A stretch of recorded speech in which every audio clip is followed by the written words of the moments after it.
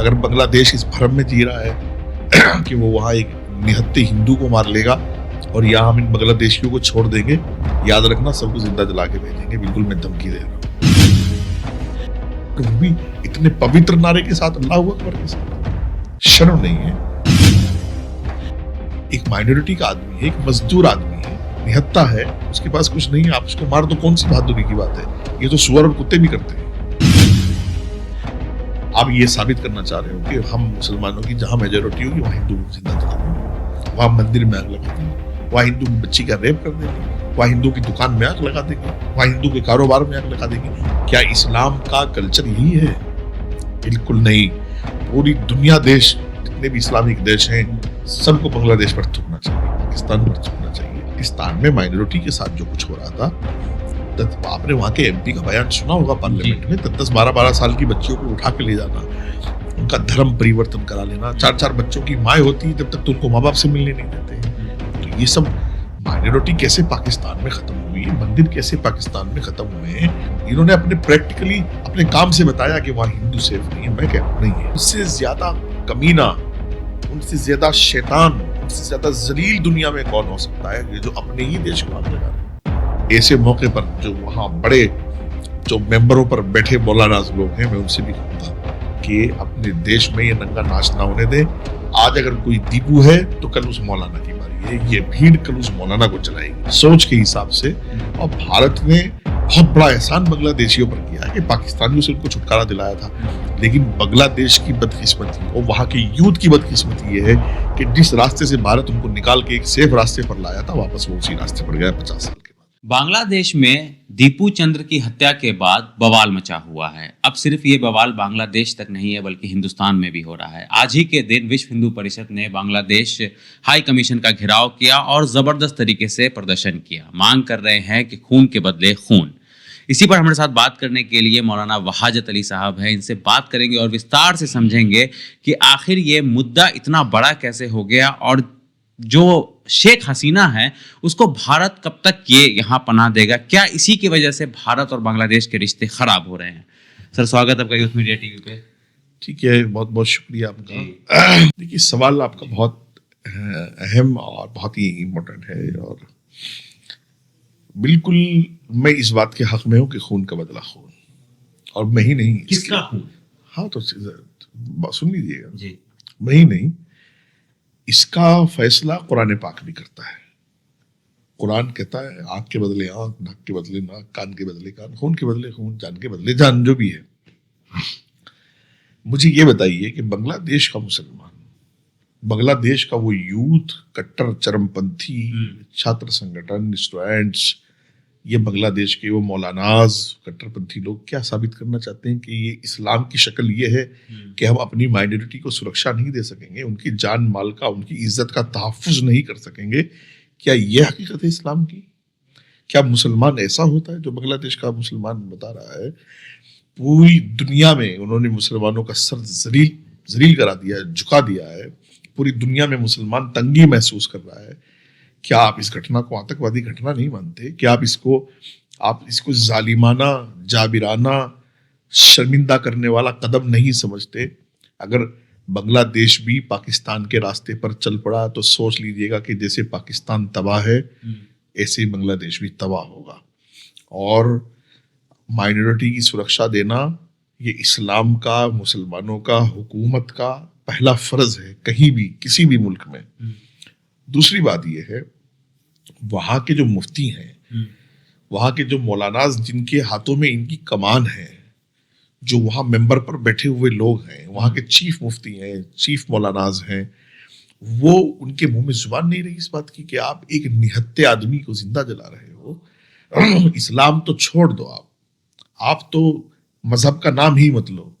मानवता की सबसे आखिरी शर्म कर देने वाली हरकत है जो बांग्लादेश में हुई है, और ये कोई पहली बार हुई है। शेख हसीना का तख्ता पलट करना उनका मकसद था, वो हो गया था जी। वो वहां से चली आई थी, भारत ने उनको सियासी पनाह दी है, और ये पूरी दुनिया में है, कोई भी किसी को सियासी पनाह दे सकता है, इस पर इंटरनेशनल कानून बना है। ये कोई भारत की अपनी मर्जी है, कोई बांग्लादेश के कहने से कोई किसी को पनाह देगा या रखेगा या निकालेगा नहीं। भारत एक सुप्रीम पावर और ताकतवर और अपने फैसले खुद करने वाला मुल्क है। मुझे ये बताइए, शेख हसीना का तख्ता पलट करना आप चाहते थे, वो हो गया। उनसे ज्यादा कमीना, उनसे ज्यादा शैतान, उनसे ज्यादा जलील दुनिया में कौन हो सकता है, ये जो अपने ही देश को आग लगा रहे हैं, अपने ही मुल्क को। या हमारे मुल्क में भी कुछ दंगाई ऐसा करते हैं, ऐसा नहीं है, लेकिन बांग्लादेश में जो कुछ हो रहा है। और फिर मैं ये कहूंगा, पाकिस्तान में लंबे टाइम से मैं देखता रहा, एक इतिहास बन गया कि वहां माइनॉरिटी के लोगों का जीना हराम हो गया, यहां तक कि उन्होंने अपना मुल्क छोड़ा, अपना वतन छोड़ा, अपना देश छोड़ा, अपने जान की, अपने बच्चों की, अपनी इज्जत की, अपने माल की सुरक्षा, माल तो क्या, वो तो सब वही छोड़ आए, अपने जान की और इज्जत की सुरक्षा के लिए वो भारत आए हैं। भारत की सरकार ने उनको नागरिकता दी है। उसकी वजह जब भी सरकार ने साफ की थी, और आज मैं फिर मांग करता हूं कि धर्म के नाम पर बांग्लादेश या पाकिस्तान में जितना भी जुल्म हो रहा है, वहां के लोगों को भारत सरकार को मदद करनी चाहिए और भारत सरकार को उनके खिलाफ कड़े फैसले लेने चाहिए। और अगर देखो, मैं बिल्कुल क्लियर बात करने वाला, मेरे ऊपर मुकदमा होगा, हो जाएगा, जेल जाऊंगा, चला जाऊंगा। अगर बांग्लादेश इस भ्रम में जी रहा है कि वो वहां एक निहत्थे हिंदू को मार लेगा और यहाँ हम इन बांग्लादेशियों को छोड़ देंगे, याद रखना, सबको जिंदा जला के भेजेंगे। बिल्कुल मैं धमकी दे रहा हूँ, जिंदा जला के भेजेंगे, बाकायदा दिखाएंगे, जेल जाएंगे, चले जाएंगे, कोई बात नहीं। कौन से बांग्लादेशी, हिंदू बांग्लादेशी या मुसलमान? नहीं, जो यहाँ घुसपैठिए हैं, जो घुसपैठिए हैं, अवैध आए हैं। और मैं हजारों ऐसे बांग्लादेशियों को जानता हूँ, कालिंदी कुंज, कंचन कुंज, काका जाके बसे हैं। मैं खुद गया हूँ। और आपने देखा होगा कि सबने बंगाल का आधार कार्ड बनाया हुआ, मिदनापुर, मुर्शिदाबाद, वेस्ट बंगाल के आधार कार्ड है सबके पास, क्योंकि वोट उनका ममता लेती है, इसलिए एसआईआर नहीं होने देती है, और देश के ऊपर बोझ बना दिया है, हिंदुस्तान के संसाधनों पर कब्जा कर रखा है। उनको जला करके भेजेंगे, याद रखना मेरी बात। हम भी बताएंगे कि जलाना किसको कहते हैं, खाली से ऐसा नहीं है कि तुम एक निहत्थे आदमी को।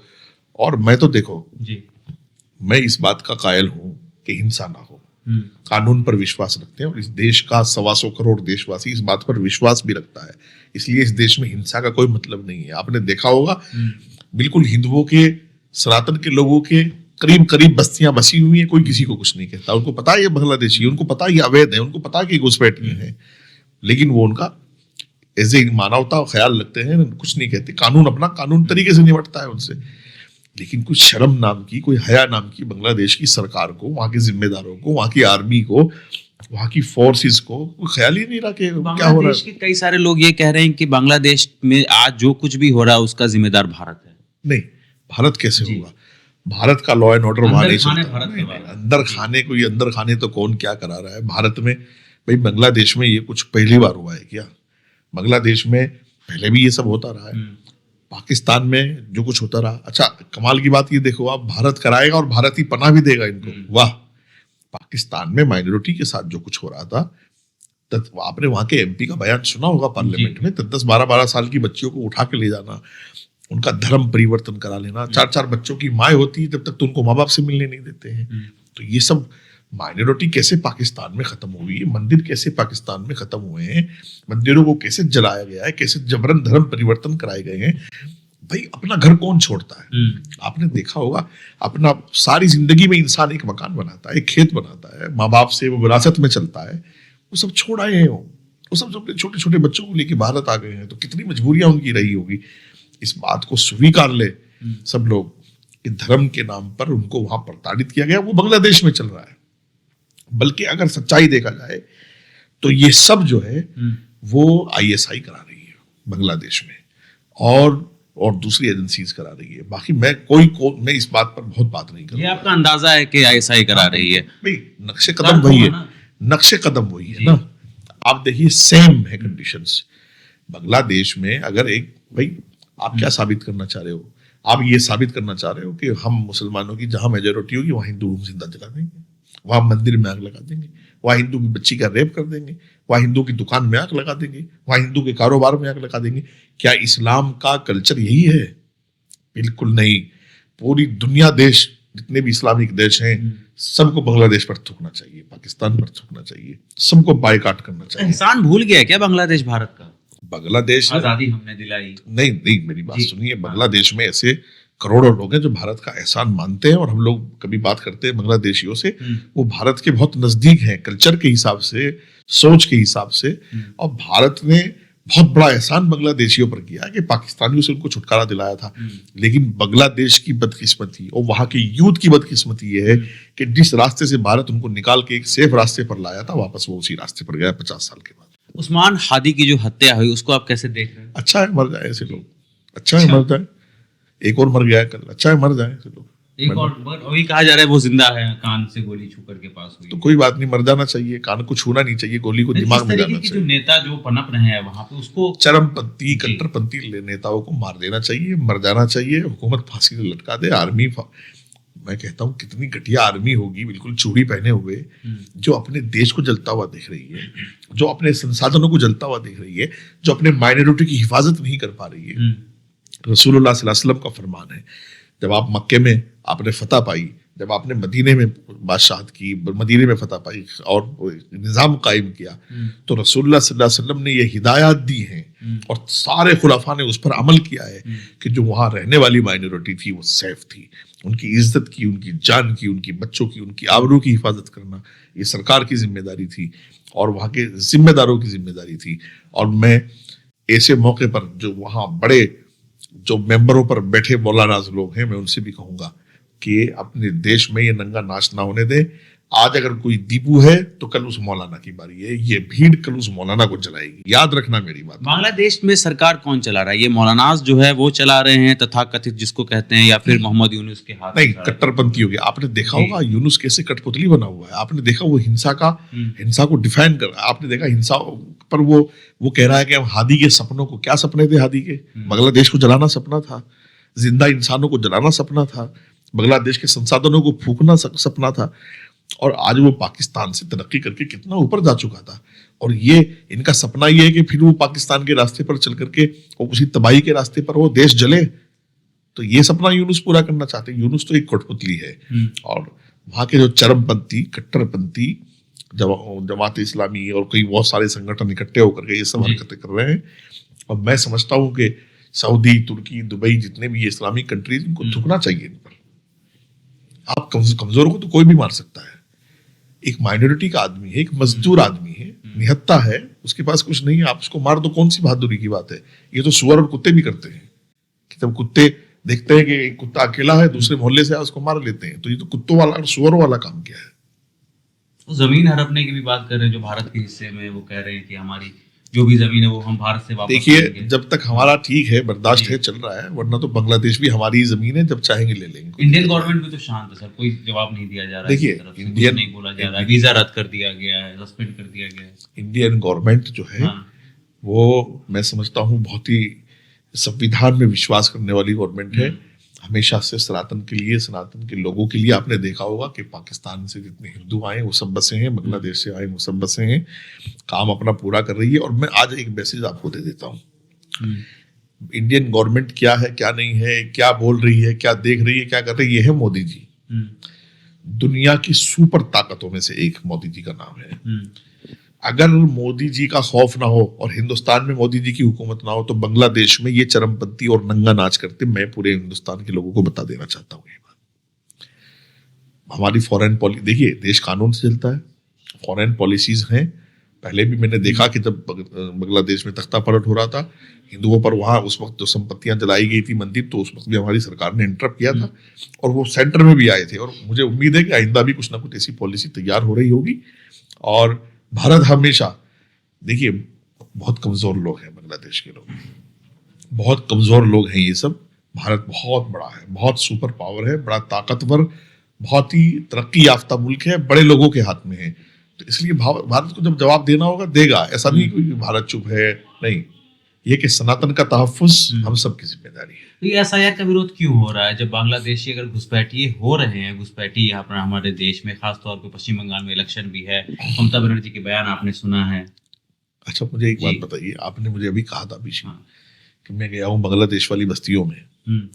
आप दिल्ली पुलिस का एक सेल बना हुआ है, बांग्लादेश सेल, बिल्कुल है, आप जाइए वहां चिट्ठी लिखिए और उनसे पूछिए कि आज तक जितने बांग्लादेशी पकड़े गए हैं, डिपोर्ट किए गए हैं, जेल गए हैं, उनके पास आधार कार्ड कहाँ का मिला है।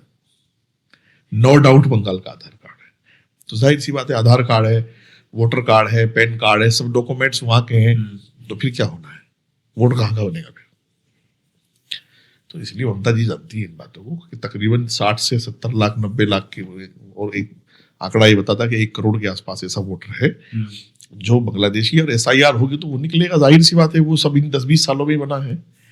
तो बंगाल में वो नहीं SIR चाहेंगी। बंगाल के जो हालात है ना, मैं बता रहा हूँ, देखो हमारा देश है, देश का हिस्सा है, और बंगाली हमारे अपने हैं, और लेकिन वहां भी क्या हालात है, बांग्लादेश से कुछ कम वहां भी हालात नहीं है, ये भी सोच लीजिएगा आप। वहां का किस हिंदू तरह पे आप कह रहे हैं? लॉ एंड ऑर्डर क्या है जी, बताइए, जी। लॉ एंड ऑर्डर बताइए ना। बीजेपी का एक MP, आपके लोगों ने उनको मारा, उनकी सुरक्षा को मारा, क्या किया आपने? जो एक लोकसभा का सदस्य या राज्यसभा का सदस्य या MLA या विधान परिषद का सदस्य, वो लाखों लोगों का लीडर है, वो एक प्रतिनिधि है, क्या उसकी हैसियत ये है कि उसको इस तरह मारा जाएगा? और एक CM तमाशा देखेगी क्या? वहां महिलाओं के साथ क्या रहा? मुर्शिदाबाद में दंगा हुआ अभी, वही बाबरी मस्जिद बन रही है अभी, वही बता रहा है 70% और 26% और 60%। ये सब बातें क्या हो रही हैं? कौन सी थ्योरी है? कौन सी थ्योरी पर आप काम कर रहे हो? कौन सी थॉट्स ऐसी हैं जो आपको इतना कट्टर बना रही हैं? क्या खालिस राजनीति की खातिर नेशन में आग लगाओगे? क्या खालिस आपको राष्ट्र की सुरक्षा से कोई मतलब ही नहीं है, इसलिए ना CA का भी विरोध है, NRC का भी विरोध है, SIR का भी विरोध है, तो राष्ट्र कुछ नहीं है, बस आप मुख्यमंत्री रहें और बात खत्म। ये नहीं चलेगा। देश मजबूत हाथों में है, और मुझे पूरी उम्मीद है 100% के बंगाल के लोग भी बदलाव चाहते हैं, बदलाव होगा। मजहब की राजनीति से, घटिया राजनीति से बंगाल बाहर निकलेगा और तरक्की की राजनीति। आपको लगता है कि जिस देश में हिंदू माइनॉरिटी में है, उस देश में वो खतरे में है? नहीं लगता क्यों है? आपको क्यों नहीं लग रहा है ऐसा? आप घटना देखकर भी ये सवाल मुझसे क्यों पूछ रहे हैं? उनका प्रैक्टिकली काम आपको नहीं बता रहा है कि हिंदू खतरे में है? मुझसे ये सवाल आप पूछ क्यों रहे हैं, मुझे ये बताइए। आपको दिख नहीं रहा है, वो बात कैमरे में कैद नहीं हो रही है। ये मैंने झूठ कहा है कि बांग्लादेश में मंदिर को आग लगाई गई है, मैंने झूठ कहा है कि दीपू को मार दिया गया है, ये सब कुछ आप प्रैक्टिकली बता रहे हो, और फिर भी ऐसा मुझसे सवाल क्यों नहीं कर सकते आप? है ऐसा? जैसे पाकिस्तान भी तो है। पाकिस्तान में क्या नहीं हुआ? आप जाइए, हमारे दिल्ली में बस्ती है, कितने हजारों लोग वहां से अपना घर छोड़ के आए, क्यों? आप अपना घर छोड़ दीजिएगा आसानी से, मैं छोड़ दूंगा अपना घर। सारी जिंदगी में तो इंसान एक घर बनाता है। तो जिस काम पर पाकिस्तान था, जिस रास्ते पर माइनॉरिटी के लिए पाकिस्तान था, उसी रास्ते पर तो ये भी है, बांग्लादेश भी। तो इसलिए बांग्लादेश भी सिंधु के लिए सेफ नहीं है, और पाकिस्तान भी। और मैं कह रहा हूं, छोड़ दीजिए अरब में, कुवैत, कतर, गल्फ कंट्रीज में चलिए आप मेरे साथ, लाखों हिंदू परिवार रहते हैं, वहां से इस्लाम निकला है, कुरान अरब पर नाजिल हुआ है, अरबी में नाजिल हुआ है, दीन वहां से निकला है। वहां तो कोई किसी का गला नहीं घोट रहा है, वहां कोई किसी को जिंदा नहीं जला रहा है, वहां किसी मंदिर में, दुबई में चलिए कितने मंदिर है, कोई किसी को आग नहीं लगा रहा है। बांग्लादेश और पाकिस्तान के मुसलमान का कैरेक्टर जलीलों का, शैतानों का, खबीसों का और बदमाशों का कैरेक्टर है। अपने नफ्स के लिए इस्लाम को बदनाम करते हैं, और वो भी इतने पवित्र नारे के साथ, अल्लाह अकबर के साथ। शर्म नहीं है?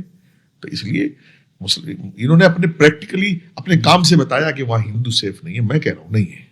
अच्छा, अभी जैसे मुर्शिदाबाद से खबर आई कि हुमायूं कबीर बाबरी मस्जिद बना रहे हैं, अब कई लोग ये कह रहे हैं कि जो हुमायूं कबीर है वो बीजेपी के ही आदमी है, और ये सारा जो धर्म की राजनीति के इर्द गिर्द बंगाल का इलेक्शन घूमेगा वो भाजपा करवा रही है। हाँ, तो मैं जिम्मेदारी लेता हूँ। मैं भाजपा का ना वर्कर हूँ, ना कार्यकर्ता हूँ, ना पार्टी का नेता हूँ, लेकिन जब बाबरी मस्जिद जो बन रही है वो तो बनेगी, नहीं बनेगी, लेकिन बननी चाहिए। क्या बाबरी नाम देना चाहिए? क्या मतलब है बाबरी? कौन है बाबरी? ये पीर है, फकीर है, बादशाह है, इस्लाम का कोई बड़ा विद्वान है? क्या है बाबर?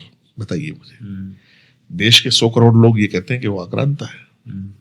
बादशाह था, होगा, बात खत्म, मर गया, खत्म हो गई। अल्लाह ने हमारे पैगंबर सल्लल्लाहु अलैहि वसल्लम, आपके 4 खुलफा, लाखों पैगंबर हैं, हजारों पीर फकीर बादशाह हैं, ख्वाजा खुतब हैं, उनके नाम पर ये मस्जिद नहीं बनाई। ये सब अपना उल्लू सीधा कर रहे हैं। मस्जिद बनेगी नहीं बनेगी, 10-20 करोड़ रुपए उसने चंदा कर लिया है, और लोग ईंट सर पर लेकर के आ रहे थे। वो तो बेचारे सीधे साधे लोग हैं, भोले हैं, मजहब के नाम पर इमोशनल ब्लैकमेलिंग इसी को कहेंगे आप। ममता का फायदा इससे होगा, लेकिन ममता का नुकसान नहीं होगा, क्योंकि ममता ने अपनी जिंदगी में बनर्जी होने के बावजूद वोटों की और मजहब की राजनीति करते हुए सारी जिंदगी अपने माथे पर ये कलंक लगा लिया कि मेरे स्टेट में बाबरी मस्जिद की बुनियाद मेरे सीएम रहते रखी गई थी। तो ये इतिहास में फिर लिखा गया। और ये भी मैं जिम्मेदारी लेता हूँ। अगर वहां बीजेपी की सरकार आई तो मेरे बीजेपी से ताल्लुकात ऊपर नीचे अच्छे हैं।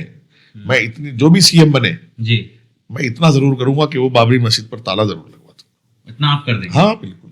और पहली ईंट अपने हाथ से गिराऊंगा जाकर। फिर देश में हिंदू मुसलमान हो जाएगा? तो हो जाए, कोई बात नहीं। तैयार है आप? नहीं, जब मुसलमान ये नहीं सोचेगा कि बाबरी के नाम पर मस्जिद बने तो फिर क्या सनातन के लोगों की जिम्मे ही है कि ठेका है उनपे? जब उनकी बारी आए तो वो सेकुलर बन जाए। और कई सारे मौलाना तो देश में सपोर्ट कर रहे हैं ना कि बनना चाहिए बाबरी मस्जिद। क्यों बनना चाहिए? मौलाना को जेल भिजवाएंगे, कार्रवाई करेंगे। हाँ, मुझे बताइए, जब सनातन के लोगों की बारी आए तो वो कुछ ना कहें, बस वो सेकुलर हो जाए, और इनकी बारी आए तो ये बाबरी मस्जिद बनाएंगे। ये कम्युनल नहीं चलेगा, ये डबल खेल। बागेश्वर बाबा कहते हैं कि बाबरी बना तो 1992 दोहराएंगे। तो इसमें कौन सी बात है? मैं कह रहा हूँ ना यार, बागेश्वर को छोड़ो, जो कुछ कह रहे हैं वो तो दूसरे मजहब के हैं, सनातन के आदमी है, छोड़ो। आप मुसलमानों के कह रहे हैं? अरे भाई, मौलाना है, कासमी है, हमारी डिग्री छीन लो ना आप। मुफ्ती हैं। हाँ, तो हम कह रहे हैं ना, इंशाल्लाह मौका लगेगा, अब ताला लगाएंगे।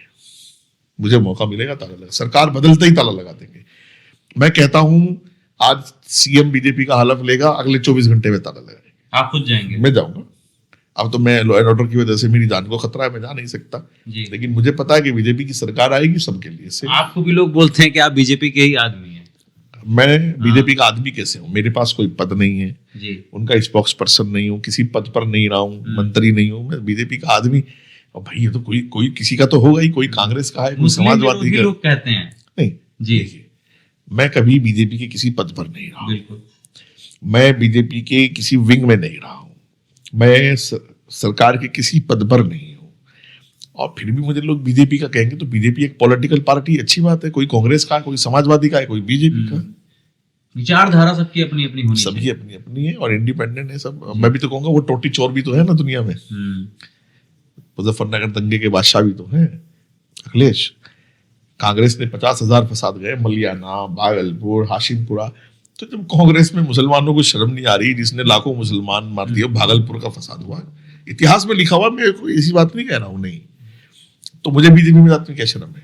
अच्छा, एक आखिरी सवाल आपसे ये है, शेख हसीना को लेकर के है कि बांग्लादेश कह रहा है कि आप उनको वापस कर दीजिए, शेख हसीना फांसी की सजा हुई है उनको, फिर आप क्यों पनाह दे करके रखे हुए हैं? नहीं, ये इंटरनेशनल मसला है जी, सियासी पनाह पूरी दुनिया में। हमने तो अफगानिस्तान के कई प्राइम मिनिस्टर को पनाह दी है, अफगानिस्तान के कई बड़े लोगों को पनाह दी है। भारत की सभ्यता ऐसी है कि वो संविधान को भी फॉलो करता है, और जो जाहिर सी बात है सियासी पनाह चाहेंगे, ये अपना सियासी पनाह का मसला है। जब उनको फांसी की सजा हुई तो वो होगी, तालियां बज रही। अरे भाई एक बात तो सुनिए ना जी, फांसी की सजा इन चरमपंथियों ने दी है ना, जिन्होंने दीपू को जिंदा जलाया है। तो ये क्या इंसाफ कायम करेंगे? ये क्या, जो अपने देश को आग लगा रहे हैं तो वो किसी को भी मार सकते हैं अपने लिए। तो इसलिए भारत ऐसी नादानी नहीं करता है। हाँ, वक्त आने पर भारत बांग्लादेश को भी बताएगा कि तुम किस रास्ते पर हो। ठीक है, शुक्रिया।